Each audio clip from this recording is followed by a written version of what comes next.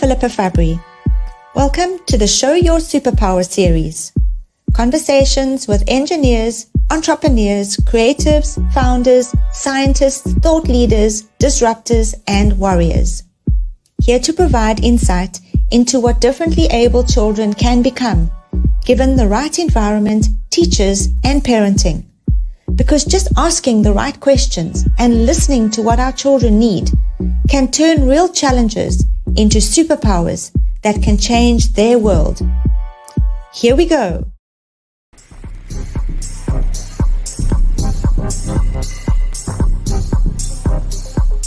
And here we go. And welcome to the Show Your Superpower series, episode 6. Welcome everybody, and I hope you are comfortable and you are ready for an awesome evening tonight with myself, Philippa Fabbri. I'm an education consultant and the founder and director of Elson Academy here in Nelson Mandela Bay, and it is such a pleasure. I'm so excited for this evening. We've decided to call it Autism on Stage, and it's really an opportunity to see some of these actors who have overcome some incredible challenges along the way and are using their superpowers to really come out of their shells and show what they are made of. And so it is my absolute pleasure to welcome my guests this evening. We're not going to bring them on just yet, but you'll see them in a few minutes. So if you are watching, please tell me where you're watching from and put some comments in. Let's show some love and appreciation this evening.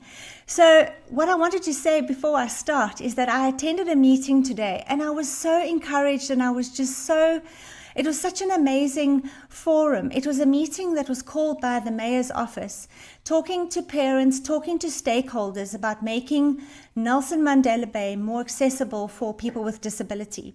And I was there as a representative of children and families who are struggling with a child with a special need or a learning disability or a disability of some sort. And I was given an opportunity to present for 10 minutes about how we can make Nelson Mandela Bay more accessible. And when we think about that, we think about the shopping malls, the cinemas, the restaurants, places that we take our children to that are sometimes very overwhelming for them.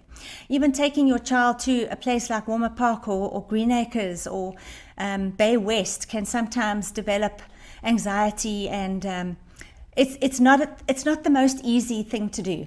And so we are hoping that from this conversation, things like having the lighting dimmed or not as strong and bright when during certain times of the day, making the aisle seats in a cinema available for people with special needs or neurodiversity, and things like gyms and restaurants, just making sure that the people that work there are trained and able to deal with things like meltdowns and anxieties. So I came away from that meeting really feeling optimistic and encouraged that there are people wanting to make Nelson Mandela Bay, our beautiful city, more friendly and accommodating for people with diversities. So yes, without any further ado, tonight we're talking about autism on stage, and I really think it's a strange combination, because when I first sort of started researching about autism, it just shows how you can find the information that doesn't really seem to be right. I always thought that people with autism were shy. They were people who sort of avoided the limelight. They didn't like too much attention on them, and they were the shy children. Well, boy, yes, you will find some autism kids or people who are shy and introverted, but there are others that just give them the platform, give them a mic, give them a spotlight, and they will absolutely shine.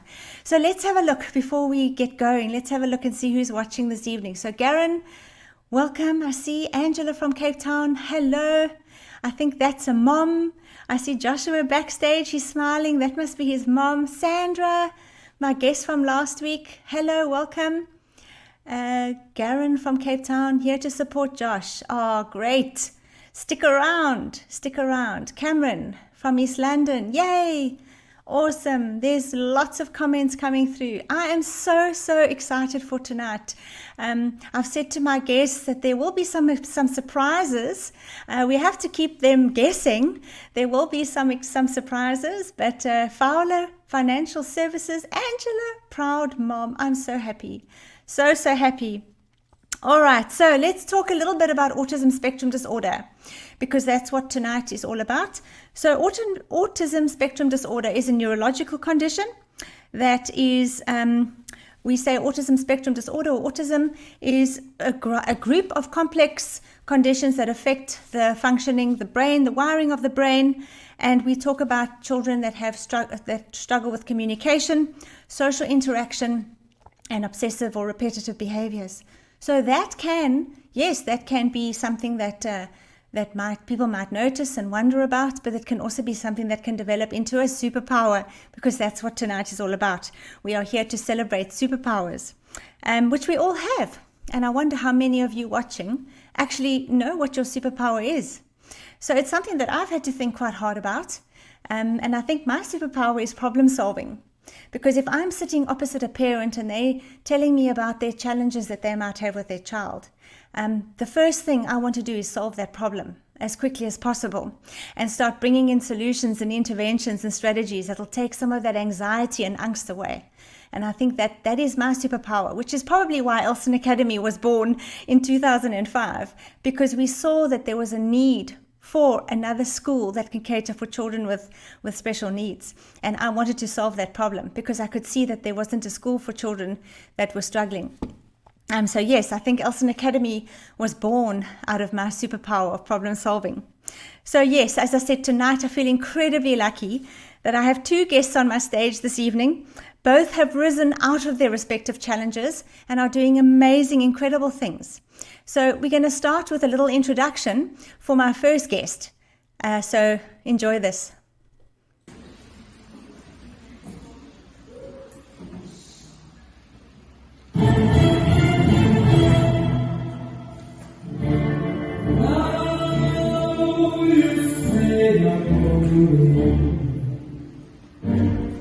You cried the whole night through. Well, you can cry beautiful.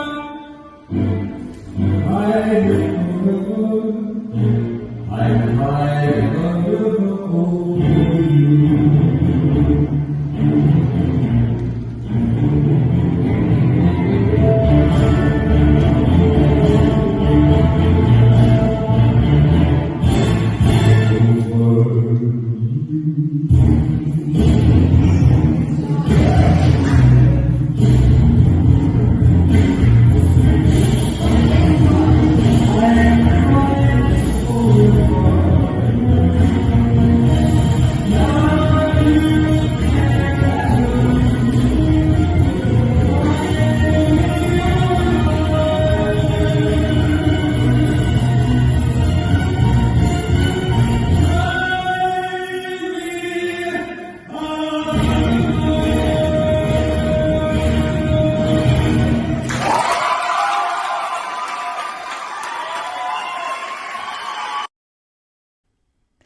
That's Joshua. Joshua Fowler is a 24-year-old from Cape Town.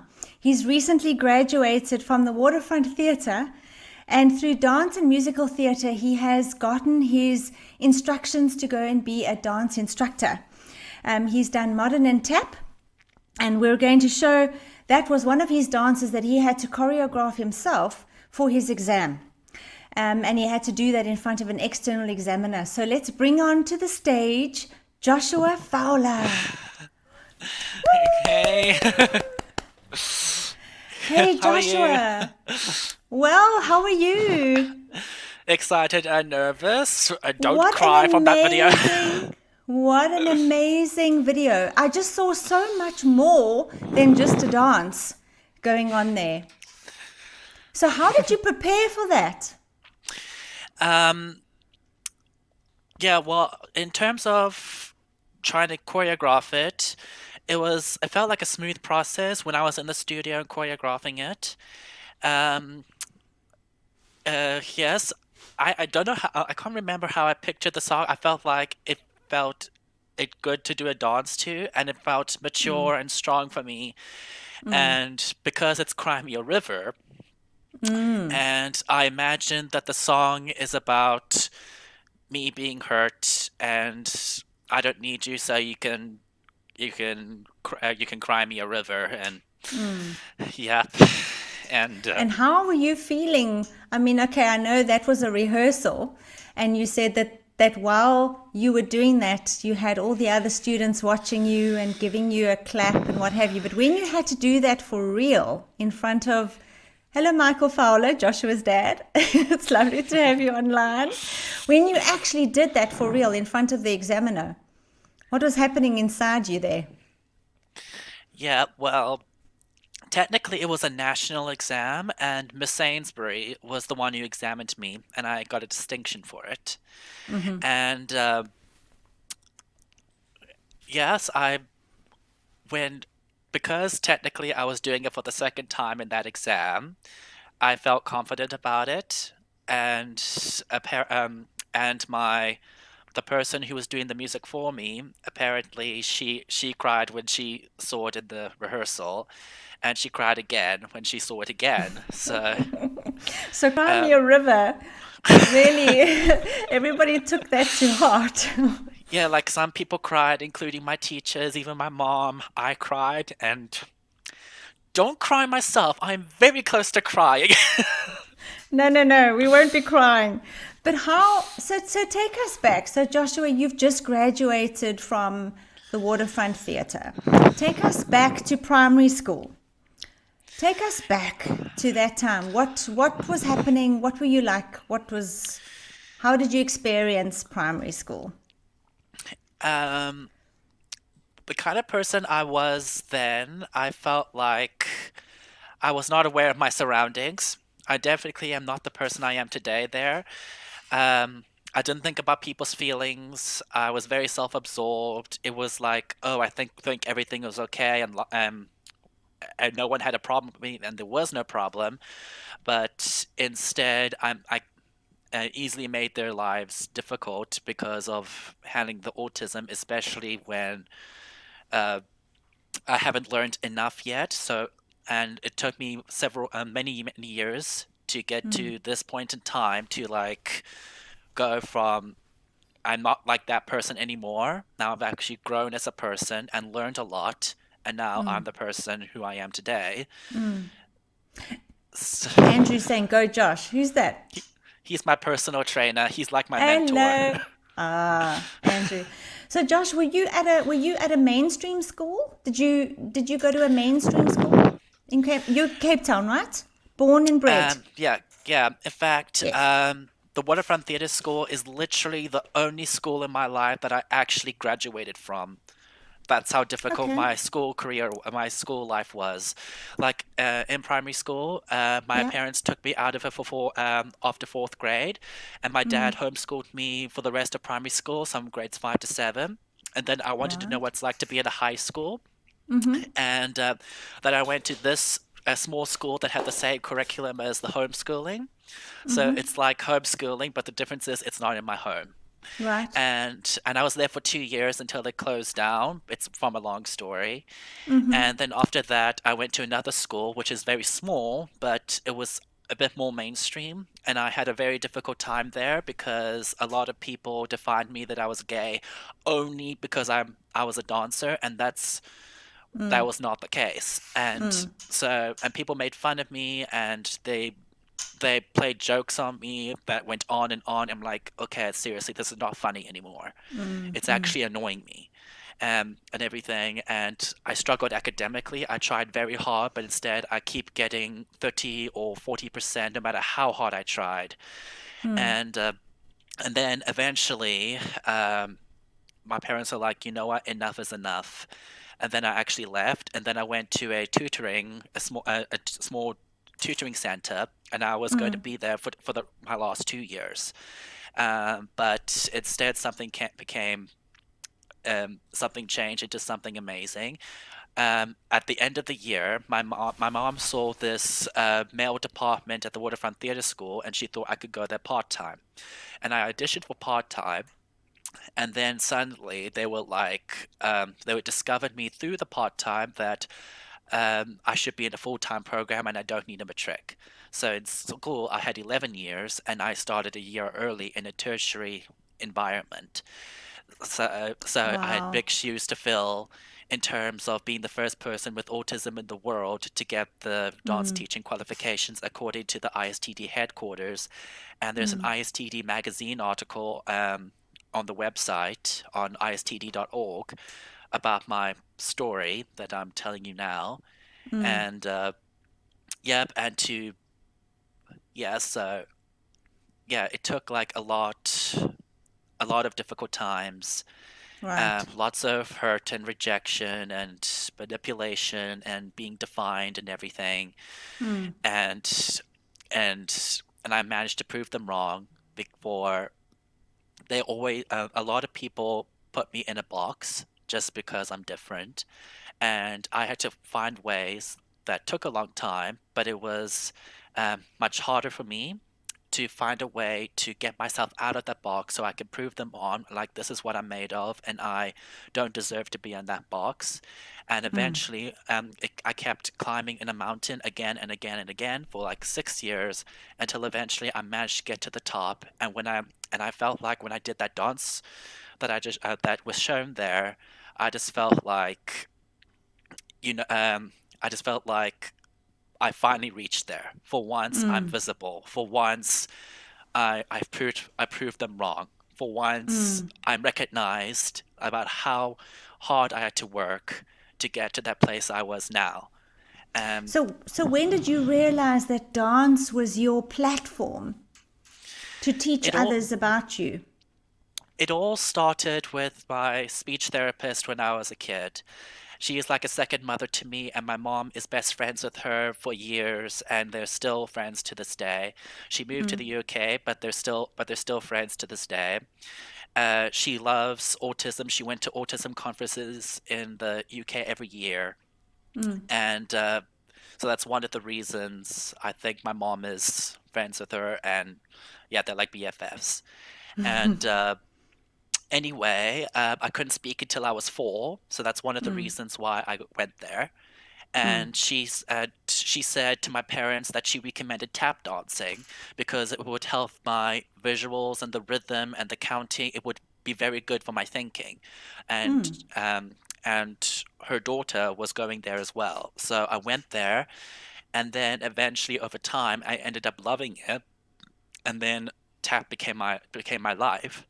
And then I loved it so much, like, you know what, I want to start another genre. And then when I was 12, I went into modern, and I danced my whole life. And then people treated me like the star of the valley until and then my mom and my dad had this very question: have I got what it takes to be in the industry? Um, Right. and then when I was discovered at the college through the part-time audition, Miss Sainsbury answered that question. I have got what it takes. Um, and little did I know that I was going to end up getting these teaching qualifications and getting a little bit of teaching experience. Now that I've overcome so much, now I literally have 3 part-time jobs. One is a voluntary job in which I teach like a bit of a street dance vibe, and I really enjoy it. I had to choreograph every week for them. And again, it's a job I really enjoy. And there is one where I teach at the school where there's a teacher that I partner with, and we work together on this, and we teach kids with traumatized pasts. They're like orphans who don't have parents, and we inspire them through dance and music and put a smile on the face. And the fact that I'm making a living out of making people smile and making an impact on others is such an amazing way to make a Of living. course, to give And back, yeah. yep, and the other one, my childhood dance teacher, without her I wouldn't be the dancer I am today. So I want to thank her. Without her I wouldn't be at the college. And yep, and so I love her very much. I love my family very much, and I just Well, want to Josh, thank I'm them. seeing comments are flying in here. Tell me more about Fan for Me. Fan for Me, we support artists of all kinds, the world's first exclusive platform for artists to make money as they build their personal brands. Created by ex-Waterfront Theatre School, student Clive. What's that one there? Clive Created by Alves Moore. Clubs. Oh, okay. Joinfanforme.com. Okay, that's great. This story is so inspirational. Thank you so very much for sharing. So there we go, Josh. You're making an impact already without even realizing it. Sandra says you're an inspiration. ASD, accepting your superpower in dance. So let's talk about other superpowers. I'm sure it's not just dance. Yeah, that's definitely true. I love reading my fantasy novels, and because of that, I was inspired to do writing a story, and it's a fantasy story that I'm working on as a hobby. I would like to publish it one day, but I don't know if it will. But I would like that to be done.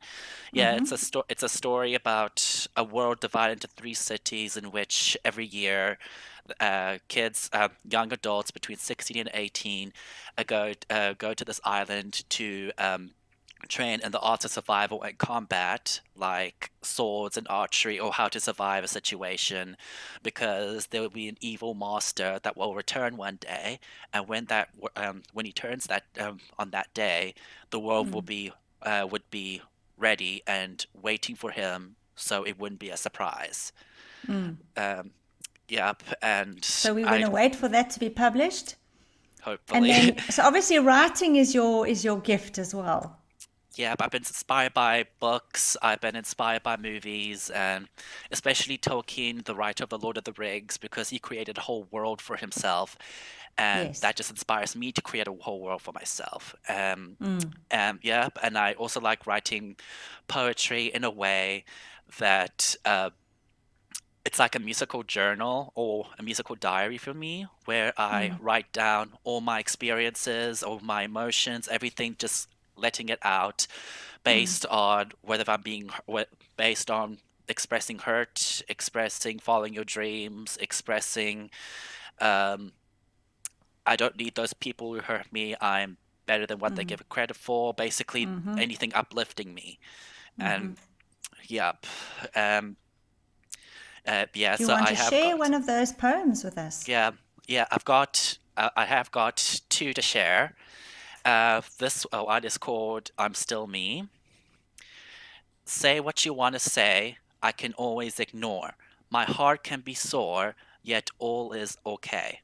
Tear me apart, take all I have left, take all of my faith, take all of my heart. Send me to hell till everything's well, but no matter what, I'll always be me. I'm dead yet alive, I'm down yet I thrive. I am the key that no one can see, but I am still me. Forever and ever, forever and always, I am still me. Nice. And another one, Will I Find Love? All alone with no choice but to have no voice. Not one will take the liberty but to just let me be. Will someone ever love me? Will someone ever want me? Will I find love? They say love can be in many places, yet why can't there be in hearts and faces? They don't want me, they want themselves. They like to walk on the ground while I have to stay on the shelf. Will someone love me? Will someone want me? Will I find love? Love comes and goes, yet why can't it stay? Since that's how it wants to go, my bed will be where I lay. Will someone ever love me? Will someone ever want me? Will I ever find love? Sick and tired, hanging on a wire, hanging for dear life, so much pain, yet so much to gain, I just want to thrive. Can I? Maybe I can. For I'm not someone you can ban. You don't need me, I don't need you, for love isn't something you can give. Love isn't in front of me, it's inside me. I can love, you cannot, for your love is tied in a knot. I love me, you do not, but I am worth a lot. I still want love, but I can wait, or it will never be too late. I am good, even if you never will. But will someone ever love me? Will someone ever want me? Will someone ever find me? Will someone ever care? Will someone ever see me? Will I ever? Will I ever? Will I ever? Will I ever find love? Beautiful. Absolutely beautiful. It's so important to be able to use outlets to express. And you are using that in your dance, you're using that in your writing, you're using that in your self-expression. It's incredible. Are there any people that you could say have influenced you in a positive way in your life? There's definitely more than one. My loved ones can also be my inspiration. Um, um, Tolkien, I just said, is one of them because of creating a world. The series I'm busy watching is called The Good Doctor, where it inspires the autism in me, where it's about a young doctor who has autism. So it just really inspires me, that I series. love that series. Yeah, and pop music that any artist that expresses songs through uplifting and acceptance, like Katy Perry's Firework, Lady Gaga's Born This Way, any kind of pop music that Love it. expresses that kind of stuff. So it's Yeah. like I've got a lot that has inspired me, and there's a lot of movies that inspired me. So I can be easily inspired by anything. Well, we've got a little video here for you. Hopefully you can relate to this particular person. Hi Josh, I just want to say how incredibly proud we are of you at Waterfront Theatre School. It's been quite a journey. I must say it's been a great learning experience for both of us, all of us, because we knew nothing about autism when you first came to the school. We knew nothing about the spectrum. We knew nothing about how to teach you to be able to retain information, as talented as you were naturally, particularly at TAP. And it's been a very long, hard road, we understand that. And to retain the syllabi from the Imperial Society is difficult enough for anybody. And the fact that you've come out with distinctions and 2 international teaching diplomas, and we know that this is a first, is the most remarkable achievement. And we're going to be with you on your future journey every step of the way.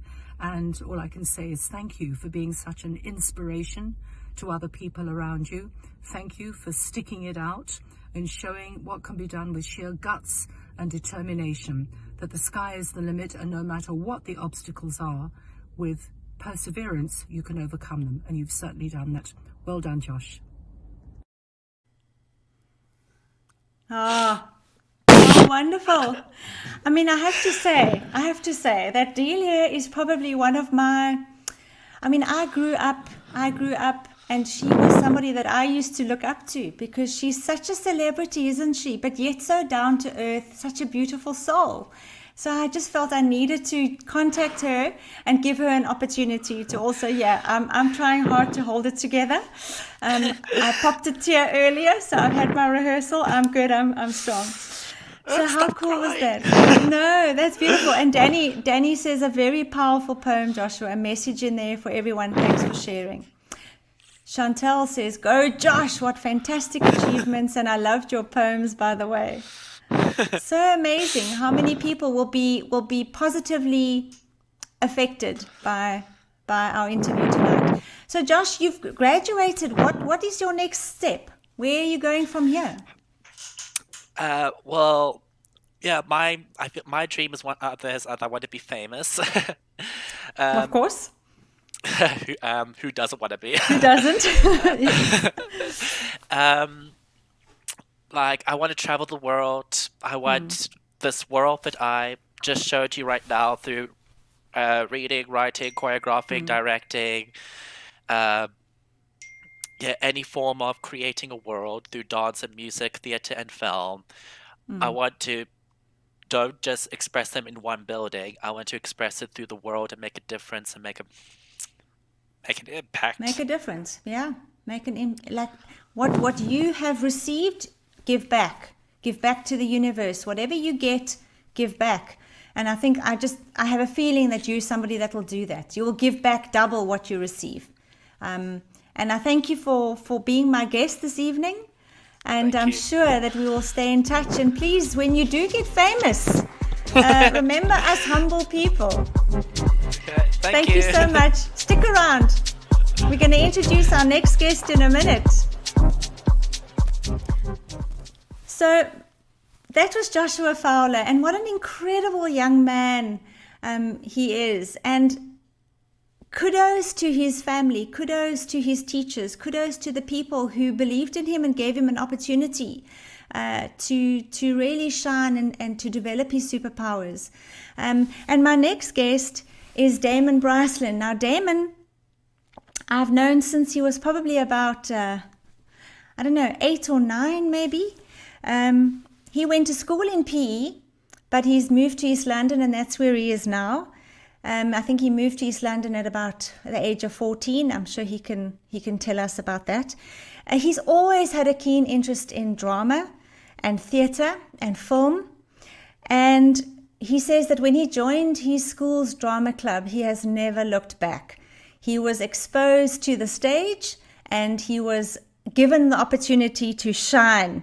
He's an actor, he's a model, and his ambition is to be multi-dimensional in terms of what he's able to do on the stage. So I'm going to introduce Damon, but I'm first going to just show you an intro video. And we need to believe that we are destined for greatness. So when you start looking at what you've gone through, you can see that you had to go through what you went through so that you can grow through what you go through.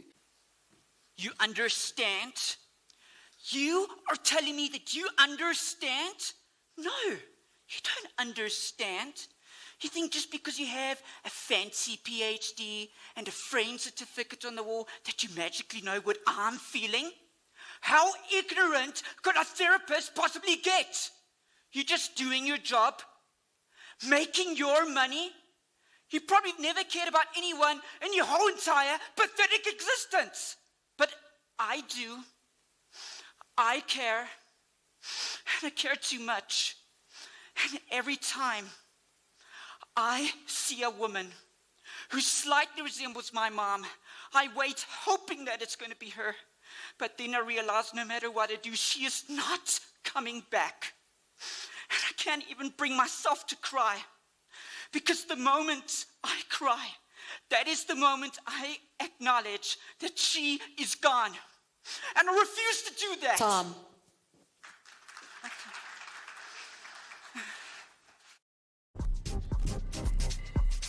Welcome onto my stage, Damon Briceland. Damon, wow. That was an incredible performance. What was happening there? Tell us about that. Oh, thank you so much. Well, I took part in an event called the International Arts Talent Showcase. It takes place in Johannesburg every year.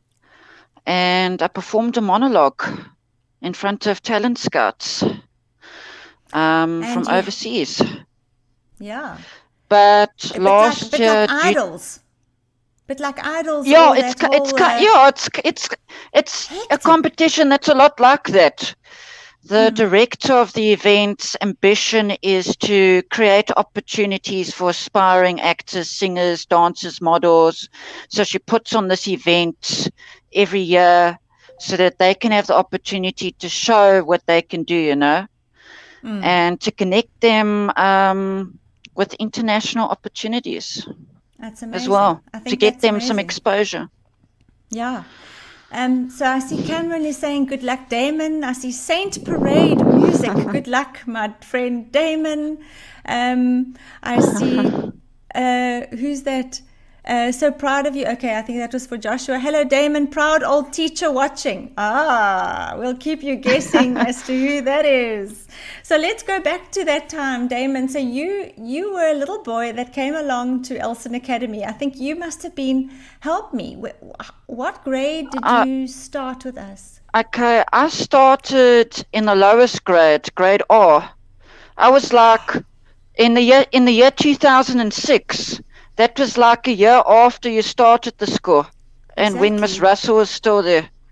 Exactly. So I was like there from the beginning.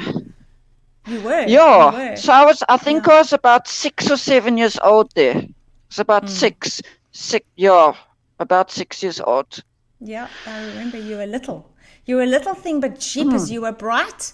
And you taught us a heck of a lot about paleontology and dinosaurs back in the day. Oh, I used to love science. When I was a lot younger, I used to try and make things explode all the time, making gunpowder, trying to see what I can do with chemicals.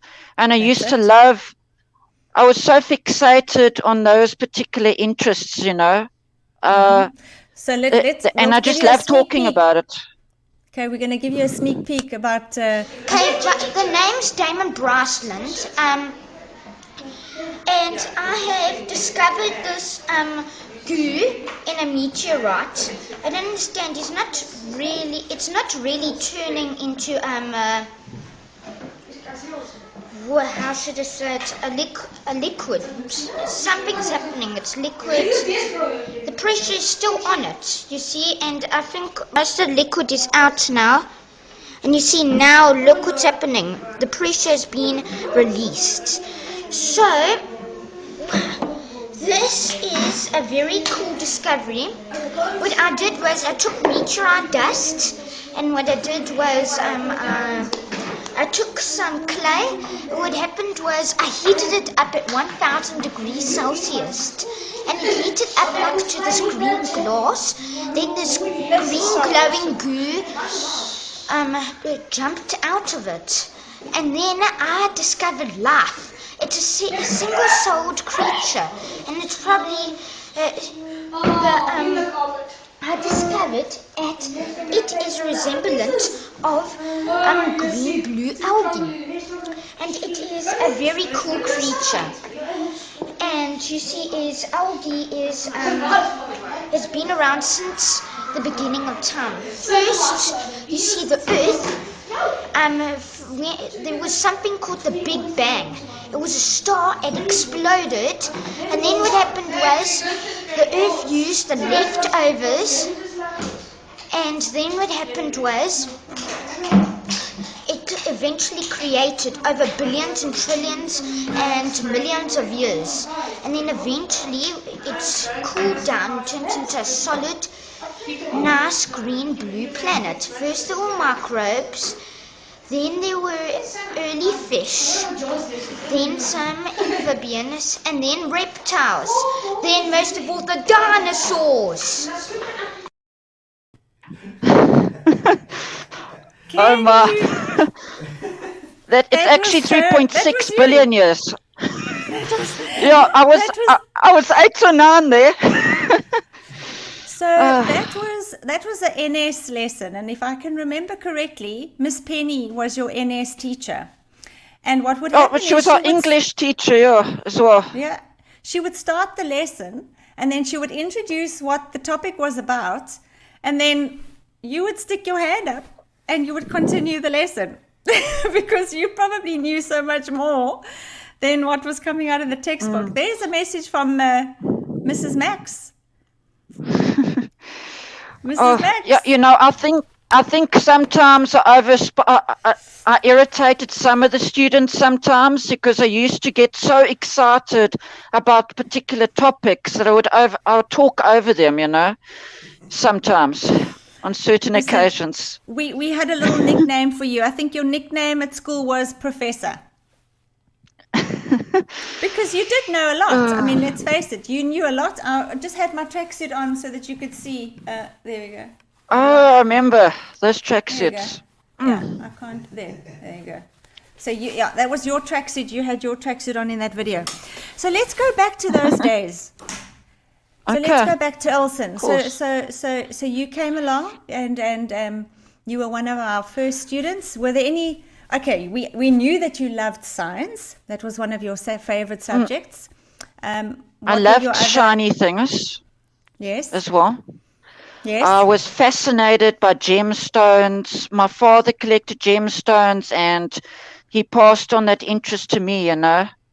Mm-hmm. And having what I have, you know, I just love shiny things, you know. Still, and I love still to this day. I got over 200 specimens now. I still collect of gemstones. Of gemstones.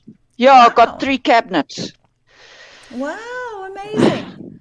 You see, so that was a passion that you had that you've carried on with. Yeah, but back then I had no idea that I would ever act, you know. I didn't even think about it. All I knew is I loved doing orals. That is one thing I did love doing, especially unprepared orals, because then I can just, I could just use my imagination. Yeah.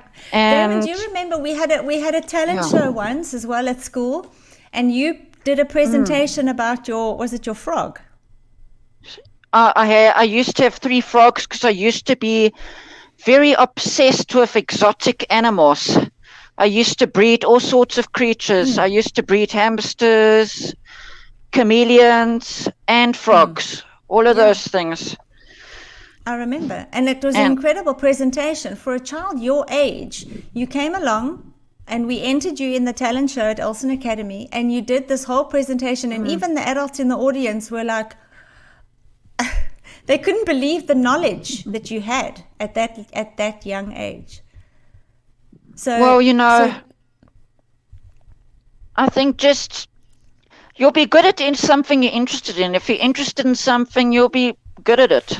Exactly. So let's go back to that. So there were certain subjects that you thrived in and you were very good at, and what were the subjects that you kind of struggled with at school? I would say the subjects I struggled in would be Afrikaans. Okay. Oh, yes. For sure. I always battled grasping the language. And I think the same would go for mathematics. Even though I loved science, I didn't like its sister subject, mathematics. For sure. I did try, but no matter how hard I tried, you know, I couldn't get it, you know. So then I had to practice really hard. For sure. You moved to East London, and then what happened? Well, then I went to... Yeah, you did. I first went to like this homeschool type of place, but it took forever for my textbooks to arrive, and I didn't like that. I liked consistency. So I left that school. I can't remember what it's called. I didn't stay there very long. I stayed there for a few weeks. Now, this was in the year 2014. Then I went to Portrex Technical High School. First day I get there, all my books. I was really happy. Got everything I wanted. And I was quite enthusiastic about... Differences? Oh, the differences. Portrex, Elson? I would say the biggest difference between Portrex, since it's a public school, and Elson Academy would be the behavior of the students. The students at the school I went to after Elson Academy were quite naughty. They stole parts from toilets. They did all sorts of naughty things. The cameras, the students knew in the cameras that didn't work, so they would do naughty things in the hallways, and they would make noises.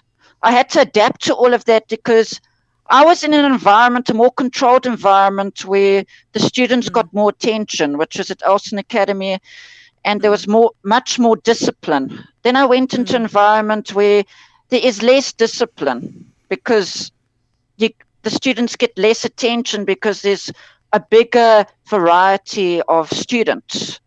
So I had to get used to all of that, you know, and adapt to that. It's quite new for me. But I always believe what doesn't kill you makes you stronger. So yes, there may have been challenges, but I think challenge is good because it brings out the man in you, or the woman in you if you're a woman. So if you had to think about how you had to adapt, how you had to cope with all the differences in the new school, maybe with, you know, you could think back and say, okay, well, that helped me to be, you know, maybe a bit more resilient or a little bit more assertive or whatever it is. Teachers, what were the teachers like? Did they understand your Asperger's? They were lovely. I didn't specifically. I don't think they were aware of it. I think the principal was, but not the teachers. So when was that diagnosed? Because I was trying to go back in your record. So when would you say that your Asperger's When I was was diagnosed, and did you know about it? Did you know about when I was the fact that you had when I was Asperger's? 3 years old, I got diagnosed with Asperger's syndrome. Damon, look, Yeah. Miss Gaines. Miss Gaines, remember, social science teacher. You remember? It was a pleasure teaching Yes, you. I You're a remember. star. Sorry, I interrupted you. I just saw that. Sorry. It's okay. So your Asperger's, you were saying? Did you know you you see, had is Asperger's? I didn't really realize it until later on. You know, I just took medication. I was prescribed medication, like a mood stabilizer, you know, to just help me be more calm and concentrate, you know. Was that in high school already? Was that at high school? No, I took it from when I was 3 years old. Just called Lamictal. Okay. I had a problem with touching. I didn't like people touching me, and I hated loud noises. I remember. You know. You used to put toilet paper in your ears, you Yeah. used to try and block out sound. Even at Port Rex Technical High School, I would take press stick and I put it to my ears when I was writing my exams, because the people in class would be irritating. They were naughty. They liked to play pranks on me and all of that. So, and they thought I was weird. They asked me, why is press stick in your ears? Well, to block out the sound. Yeah, it's because you're loud. Yeah, absolutely. And I felt bad because, you know, they were quite disrespectful to the teachers when I was in the public school. And that was new to me, because at a private school like Elson, I know the students were very obedient and very well behaved. So there is a big difference, you know. So Damon, when did you know that you were going to be an actor? Well, during that same year, in the year 2014, the one I got very curious, was exploring the school, and then I went into the school library because I heard noise coming from there. And then I saw there was this elderly man, okay, where he was wearing glasses, and he was explaining something to some students, and they had these pieces of paper out. And I went there and I just asked them what they are doing. And he said they are practicing for a play. And then I said, can I see it? Can I see that script? And then I had a look at it. And then I asked, do you think I could also take part? And he said, yes, of course you can. And then we did a reading to see who was best suited to what character. And I became Tabot. The first show we did was Romeo, Kamalu, and Juliet Naidu. It was like a modern version of Romeo and Juliet. You know, it was based on it, but it had a lot of modern elements that were much more understandable to our modern culture.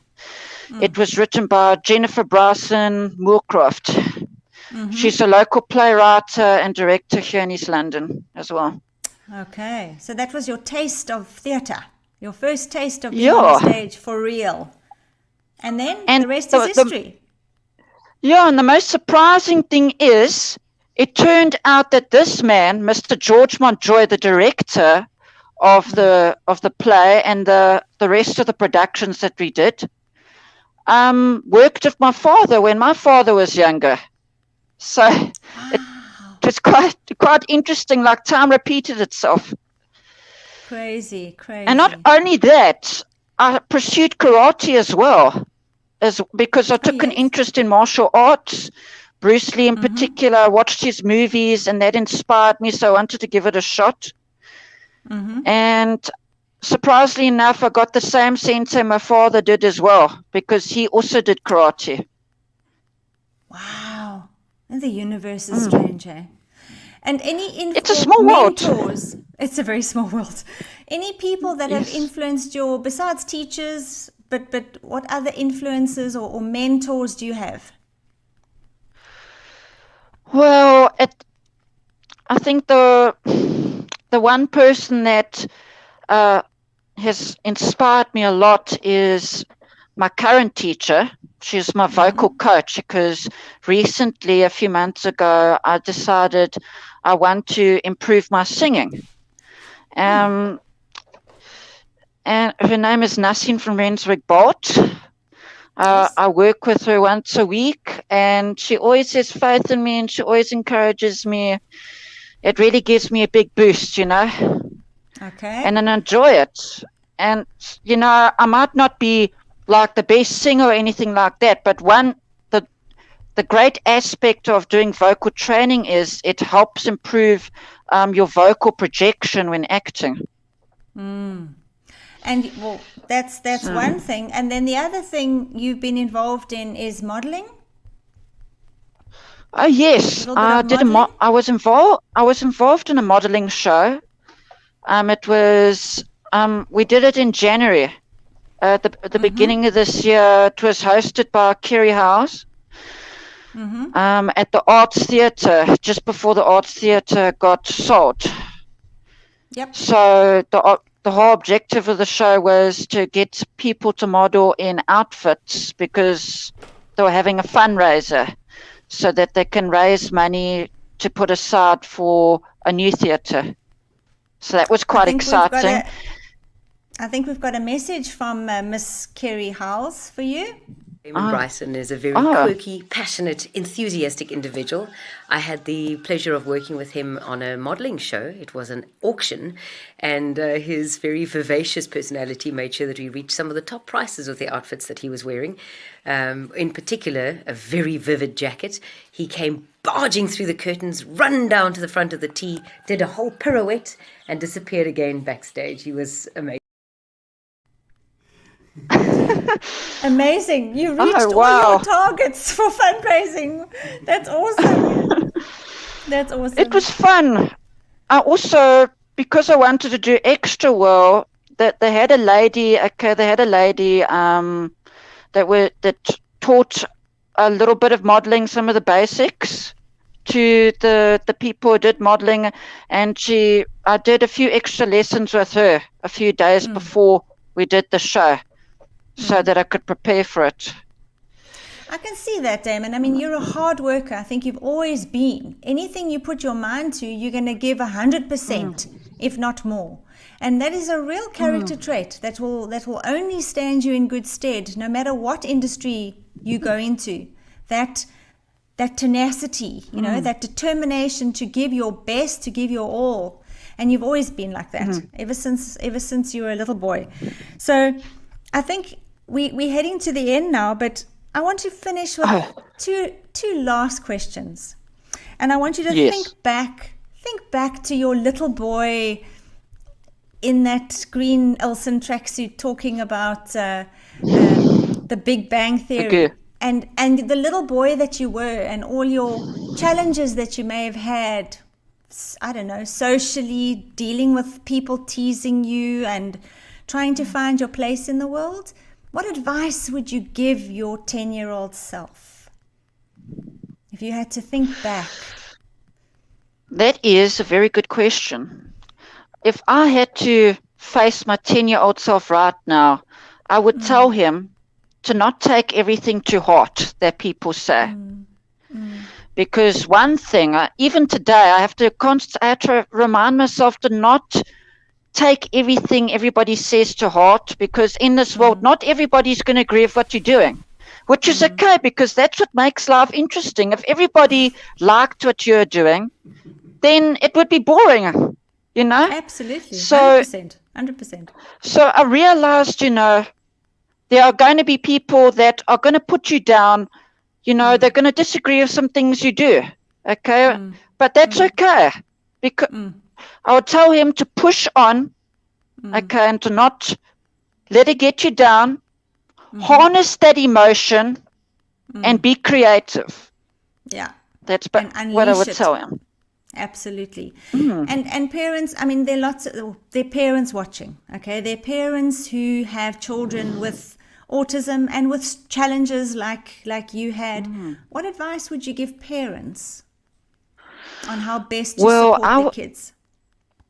I would say be very patient with your children. who have these who have autism and these learning barriers, and just give them a lot of love and support. Take it one step at a time. Okay, don't be too hard on them when they don't do well. Just carry on encouraging them, and they will eventually get there. They'll do well. They might take longer than a child that doesn't have Asperger's syndrome or autism or those types of things, but they'll eventually get there. You just have to carry on pushing them, but in a positive and steady manner. Yeah.